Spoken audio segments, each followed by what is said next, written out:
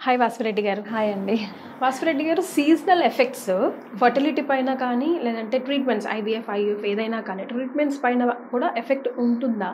Because కొన్ని చోట్ల మనం వింటూ ఉంటాం, ఇంట్లో వాళ్ళు అంటుంటారు మన పెద్దవాళ్ళు, సమ్మర్‌లో ట్రై చేయండి కంపల్సరీ రిజల్ట్ ఉంటుంది, లేకపోతే వేసవి కాలంలో ట్రై చేయండి, లేకపోతే చలికాలంలో ట్రై చేయండి అట్లా చెప్తూ ఉంటారు కదా. నిజంగా ఉంటుందా ప్లేస్ లైక్ ఇంపాక్ట్ ఉంటుందంటారా సీజన్స్? సో జనరల్‌గా సీజనల్ ఎఫెక్ట్ ఎక్కువ ఉండదండి ఐవీఎఫ్‌లో. కాకపోతే చాలా మందికి అపోహ ఏంటి అంటే సమ్మర్‌లో ఐవీఎఫ్ చేస్తే పాజిటివ్ రాదు, అతుక్కోదు అని చాలా మంది అనుకుంటారు. ఓకే. కానీ సమ్మర్‌లో ఐవీఎఫ్ కేసెస్ నార్మల్ వింటర్ కంటే ఎక్కువ పాజిటివ్స్ వచ్చినవి ఉన్నాయండి. బికాస్ సమ్మర్‌లో బ్లడ్ సప్లై ఇంప్రూవ్ అవుతుంది. సో బేబీ గట్టిగా ఇంప్లాంట్ అయ్యే ఛాన్సెస్ ఎక్కువ ఉంటుంది.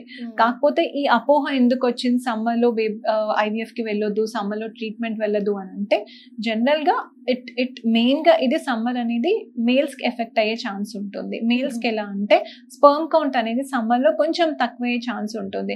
ఆ స్క్రాటమ్ దగ్గర హీట్ ఎక్కువ అవ్వడం వల్ల సో స్పర్మ్స్ అనే నంబర్ తక్కువ అయ్యే ఛాన్స్ ఉంటుంది. సో అలాంటప్పుడు మెన్ అనేది మినిమం లైక్ మంచి ఏమంటారు కోల్డ్ టెంపరేచర్లో ఎక్కువ హీట్ పడకుండా ఎక్కువ మోర్ హైడ్రేటెడ్ ఉండి, లేకపోతే fruits with more water content అట్లా తీసుకోవడం వల్ల వాళ్ళ స్పర్మ్ కౌంట్ నార్మల్గా మెయింటైన్ అవుతుంది.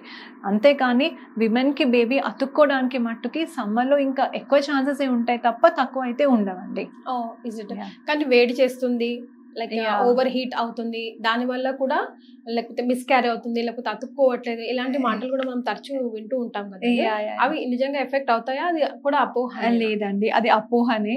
సో సమ్మర్లో ఇంప్లాంటేషన్ ఎక్కువ అతుక్కుంటుంది అనమాట. ఇంకా ఎక్కువ ఇంప్లాంటేషన్ రేట్స్ ఎక్కువ ఉంటాయి సమ్మర్లో వేరే సీజన్స్ కంటే, బికాస్ బ్లడ్ సప్లై వల్ల. సో వేడి చేయడం వల్ల ఇంకా మంచిగా ఇంప్రూవ్ అయ్యి అతుక్కుంటుంది తప్ప దానివల్ల అబార్షన్ కానీ లేకపోతే అతుక్కోకుండా ఉండడం కానీ అలాంటివి ఏమీ ఉండవండి. సో సీజన్ ఏదైనా ప్రయత్నం మాత్రం పాపం అందరూ గట్టిగానే చేస్తూ ఉంటారు కాబట్టి dos and don'ts, specially eating wise కానివ్వండి, లేకపోతే తెలిసి తెలియక కొన్ని మిస్టేక్స్ చేస్తూ ఉంటారు కదా, అవి ఎలా ఉండాలండి?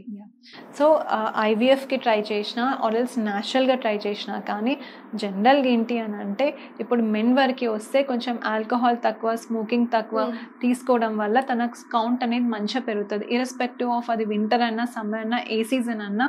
సో కౌంట్ మంచిగా ఉండాలి అని అంటే మట్టుకి మెన్ బేసిక్గా ఈ ఆల్కహాల్, స్మోకింగ్ అవాయిడ్ చేయాలి.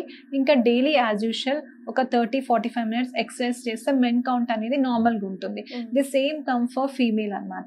ఫీమేల్ కొంచెం బిఎంఐ మెయింటైన్ చేసి వాళ్ళు daily exercise, daily emotional stress ఎటువంటి స్ట్రెస్ తీసుకోకుండా నార్మల్గా ఈ టైమింగ్స్ ప్రకారం డే 10 నుంచి డే 20 మధ్యలో హస్బెండ్ అండ్ వైఫ్ కలవడం వల్ల సో ఆ టైంలోనే కలవాలి కాబట్టి ఆ టైంలో ఇంకెక్కువ స్ట్రెస్ ఉంటుంది.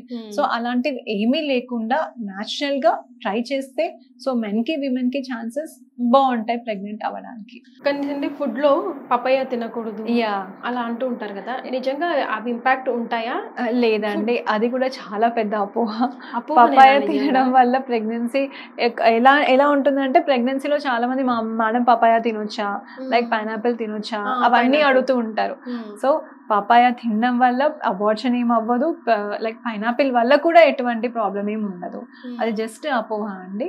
సో ఎటువంటి ఫుడ్ ప్రోడక్ట్స్ అంటే బేబీకి హార్మ్ చేసే ఏదో మెడిసిన్స్ వద్దు అంటాం తప్ప ఫుడ్లో మట్టుకు ఎక్కువ రెస్ట్రిక్షన్స్ ఎవరికి పెట్టాం. బికాస్ వాళ్ళకి ప్రెగ్నెన్సీ అంటేనే వాళ్ళకి ఫస్ట్ 3 months సివియర్ వామిటింగ్స్ ఉంటాయి, వాళ్ళకి ఇష్టమనే తిను అని చెప్తాం తప్ప ఫుడ్ రెస్ట్రిక్షన్స్ మాక్సిమం ప్రెగ్నెన్సీలో ఏమి పెట్టమండి. కొంతమంది ఫుడ్ సప్లిమెంట్స్ వాడుతూ ఉంటారు వాళ్ళ ప్రొఫెషన్స్లో భాగంగా.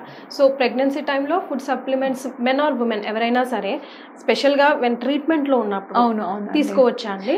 తీసుకోవచ్చు. యాక్చువల్లీ మెన్కి ఫీమేల్కి యాంటీ ఆక్సిడెంట్స్ అని ఉంటాయండి. అవి ఏంటి అంటే మన బాడీలో ఉన్న చెడు పదార్థాలని తీసేస్తూ ఉంటాయి యాంటీ ఆక్సిడెంట్స్.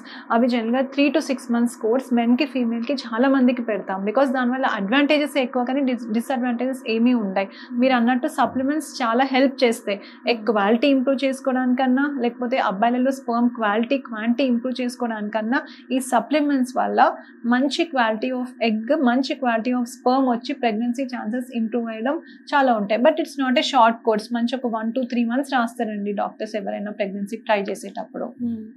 ఇప్పుడు మన ఏ ట్రీట్మెంట్కి వెళ్ళాలనుకున్నా డెసిషన్ మేకింగ్ దేని మీద చేస్తారండి? లైక్ ఐవీఎఫ్కి వెళ్ళాలన్నా ఐయూఎఫ్కి వెళ్ళాలన్నా ఏ ప్రోటోకాల్ ప్రకారం ఫైనల్ గా మీరు ఇది చేయండి, ఇది చేస్తే బాగుంటుంది అని ఒక సజెషన్ మీరు ఇస్తారు కదా, ఫైనల్ డెసిషన్ వాళ్ళది అయినప్పటికీ కూడా. So on what basis? Basis లో సేమ్ అండి. Female parameters, male parameters consider చేసుకోవాలి. ఫీమేల్ అంటే అమ్మాయిలలో ఏమేమి చూడాలి అని. సో అమ్మాయిలలో యూట్రస్ బాగుండి, తన ట్యూబ్స్ బాగుండి, తన ఓవరీస్ బాగుంటే మట్టు న్యాచురల్ గానే ట్రై చేసుకోవచ్చు. దాన్ని టైమ్ ఇంటర్కోర్స్ అంటారు. సో అది కాకుండా అప్పుడప్పుడు అమ్మాయిలలో ఎగ్ కౌంట్ చాలా తక్కువయ్యే ఛాన్స్ ఉంటది. సో AMH అని ఒక టెస్ట్ ఉంటది. అది 2 to 3 నార్మల్ అంటారు. 1 ఉన్నా పర్లే, కానీ కొందరికి 0.2, 0.4 అయ్యే అవకాశం ఉంటది. సో అలాంటప్పుడు ఎగ్ నంబర్ చాలా తక్కువైపోతుంది. కాబట్టి అలాంటి విమెన్ కి IVF సజెస్ట్ చేస్తాం. బికాస్ ఆ ఎగ్స్ కూడా ఫ్యూచర్ లో ఒక 1 year తర్వాత అయిపోతే ఇంకా డోనార్స్ కి వెళ్లాల్సి వస్తుంది అన్న ఆప్షన్ తోని మీ ఎగ్స్ మీకు కావాలి అన్నప్పుడు వెంటనే ట్రై చేయడానికి IVF అనేది అడ్వాన్స్ టెక్నిక్ కాబట్టి ఎగ్ నంబర్ తక్కువ ఉన్న వాళ్ళకి మట్టుకే అడ్వాన్స్ ట్రై చేయమని చెప్తాం. అదర్వైజ్ అన్ని బాగుండి, ఎగ్స్ బాగుండి, ట్యూబ్స్ బాగుండి, యూట్రస్ బాగున్న వాళ్ళకి మట్టుకి న్యాచురల్ గానే ట్రై చేయమని చెప్తాం. ఇది అమ్మాయిలకి. సో మెన్ వరకు వస్తే మట్టుకి కౌంట్ మంచి ఉంటేనే ప్రెగ్నెన్సీ వస్తుందండి. So count 15 million per ml అనేది నార్మల్ కౌంట్. దానికంటే తక్కువ ఉంటే మట్టుకి, అంటే లైక్ 10 to 15 ఉంటే IA అనే బేసిక్ వేరే టెక్నిక్ ఉంటుంది. దాంట్లో కొంచెం మంచి మొటైల్ స్పర్మ్స్ తీసుకొని వేయచ్చు. మరి 2 million, 3 million, 5 million ఉన్న వాళ్ళకి మట్టుకి IVF వెళ్తేనే బెటర్ అండి. జనరల్ గా పెళ్ళైన తర్వాత 1 year తర్వాత, 2 years తర్వాత ప్లాన్ చేసుకుందాం అని చెప్పేసి ప్రెగ్నెన్సీ పోస్ట్పోన్ చేస్తూ ఉంటారు కదా. ఈ క్రమంలో ఎన్నో ఆల్టర్నేట్ సప్లిమెంట్స్ తీసుకుంటారు, లైక్ టాబ్లెట్స్ రూపంలో కానీ అలా ప్లాన్ చేస్తారు. అసలు దానివల్లే ఇదంతా జరిగింది, ముందు పెళ్ళైన వెంటనే ప్లాన్ చేసుకోవాల్సిందే అన్న స్ట్రెస్ పెద్దవాళ్ళు ఆబ్వియస్ గా ఇంట్లో అంటూ ఉంటారు కదా. సో అది ఎంతవరకు కారణం అంటారు? పోస్ట్పోన్మెంట్, దానివల్ల సప్లిమెంట్స్ తీసుకోవడం, లైక్ పిల్స్ తీసుకోవడం అట్లాంటివి. ఓకే అయితే వాటిని ఓరల్ కాంట్రసెప్టివ్ పిల్స్ అంటారు. అంటే ప్రెగ్నెన్సీ అవ్వకుండా OC పిల్స్ అని తీసుకుంటూ ఉంటారు. సో దానికి పెద్ద సైడ్ ఎఫెక్ట్స్ ఉండే. ఇప్పుడు చాలా మంది పోస్ట్పోన్ చేయడానికి oral contraceptive pills 1 year, 2 years కూడా వాడతారు. సో ఆ పిల్స్ ఎఫెక్ట్ అనేది ఆ మంత్ మట్టుకే ఉంటుంది. మళ్ళీ నెక్స్ట్ మంత్ నుంచి దాని ఎఫెక్ట్ ఏమి ఉండదు. సో మీరు అన్నట్టే ఈ అపో చాలా మంది మీరు ఇన్ని డేస్ మొత్తం ప్రెగ్నెన్సీ అవ్వకుండా తీసుకున్నారు, అందుకే దాని తర్వాత రాలేదు అని. సో వాటికి వీటికి ఎటువంటి సంబంధం లేదు. ఇప్పుడు తనకు 35 years ఏజ్ క్రాస్ అయినా, తర్వాత ట్యూబ్స్లో, ఓవరీస్లో, యూట్రస్లో ఏమైనా ప్రాబ్లం ఉన్నా, హస్బెండ్ స్పర్మ్స్లో ఏమైనా ప్రాబ్లం ఉన్నా అప్పుడు ప్రెగ్నెన్సీ రాదు. కానీ ఈ పిల్స్కి ప్రెగ్నెన్సీకి ఎటువంటి సంబంధం లేదు. ఇప్పుడు ఈ కాలంలో చూసుకుంటే, ఈ జనరేషన్ పిల్లల్ని చూసుకుంటే, మెచ్యూర్ అయిన పిల్లలు చాలా చిన్న ఏజ్లో మెచ్యూర్ అయిపోతున్నారు. అండ్ ఇప్పుడు మనం జనరల్గా కూడా ఒక మాట వింటున్నామండి, ఫర్టిలిటీ సెంటర్ చుట్టూ తిరగందే general pregnancy or normal pregnancy రావడం చాలా కష్టమైపోయింది అని చెప్పి అంటూ ఉండడం, అలా జరుగుతూ ఉండడం కూడా మనం చూస్తున్నాం. Because of many factors comes under it కదా. సో మీరు డూ యూ సపోర్ట్ దాట్? లేదండి, కొంచెం వరకు సపోర్ట్ చేస్తా. బికాస్ 80% వాళ్ళకి న్యాచురల్గానే అవుతుందండి pregnancy.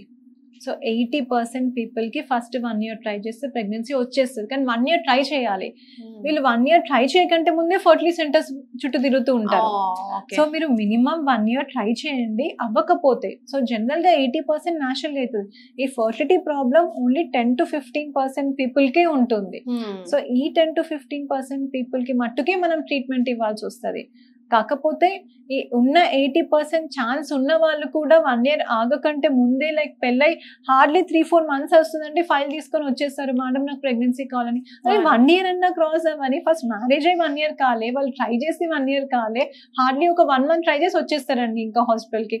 So from my side ఏం చెప్తానంటే, ఓపిక లేదంటారు వాళ్ళకి. అసలు ఈ మధ్య కొంచెం తక్కువనే అయిందండి ఓపిక. మీరు ఇప్పుడు ఇన్ కేస్ వాళ్ళకి ఫైల్ రిటర్న్ పంపించినా, లేదు మేడం మా కజిన్ కి అయింది, నాతో పాటు పెళ్ళైన వాళ్ళందరికీ అయింది, నాకే అవుతలేదని మా ఇన్లాస్ అంటున్నారు, మా పేరెంట్స్ అంటున్నారు, లైక్ అన్న దాంతోని, ఆ స్ట్రెస్ తోని వాళ్ళకి first of all stress factor play role చేస్తుంది. సెకండ్ థింగ్ ఏంటంటే, పక్కన వాళ్ళకి నాకంటే ముందు వచ్చేసింది అన్న స్ట్రెస్ తో వస్తారు. కానీ వీళ్ళు 1 year ట్రై చేయరండి. మాక్సిమం కేసెస్ 1 year ట్రై చేయకంటే ముందే వచ్చేస్తున్నారు ఈ మధ్య. సో మీరు ట్రై చేయండి. బికాస్ 80% పీపుల్కి అవుతుందండి న్యాచురల్ గా. ఓపిక ఉండాలి కొంచెం. ఓపిక లేకపోవడం వల్ల ప్రాబ్లం వచ్చేస్తుంది. డ్రగ్స్ వేసుకున్నంత మాత్రాన యూ కాన్ గెట్ పాజిటివ్. మీరు న్యాచురల్ గా ట్రై చేయండి. మందులు వాడినా, మందులు వాడకపోయినా మీకు రెగ్యులర్ పీరియడ్స్ ఉంటే ఖచ్చితంగా అవుతుంది 1 year మీరు సీరియస్ గా ట్రై చేస్తే. 1 year దాటినా అవ్వకపోతే దెన్ విల్ హెల్ప్ అనమాట. All right, thank you so much for joining us అండి. Thank you.